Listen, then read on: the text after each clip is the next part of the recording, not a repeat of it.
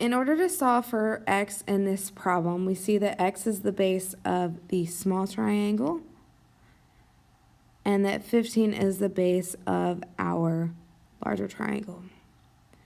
So what happens with this problem is we have 3 and 2, which are sides of the big triangle, and x and 15, where x is the base of the small triangle, 15 is the base of the large triangle. So what we're going to have to do is, in order to solve this one, we're going to have to separate the two triangles. So I'm going to redraw the smaller triangle, which is DBE. Side DB is 3, DE is x. And our large triangle is ABC. And our base is 15. But this side right here, we need to add 2 and 3 to get the entire length of the side, which is 5. From here, we can set up our proportions. So what side in the bigger triangle goes with 3, and that is 5. They correspond with one another.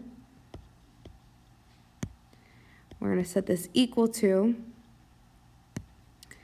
what corresponds with x in the bigger triangle. In this case, it's 15.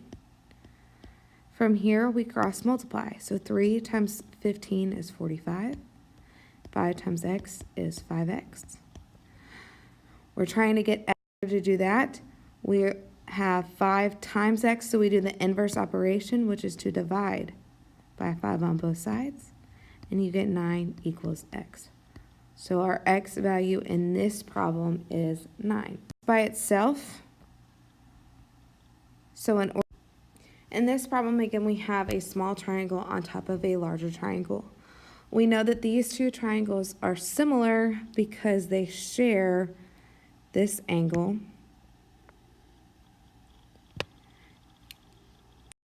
And if these two lines are parallel, and this is a transversal, then these are corresponding angles, which are congruent. So we have two angles that are congruent. So by angle, these two triangles are similar. We can again set up our proportions.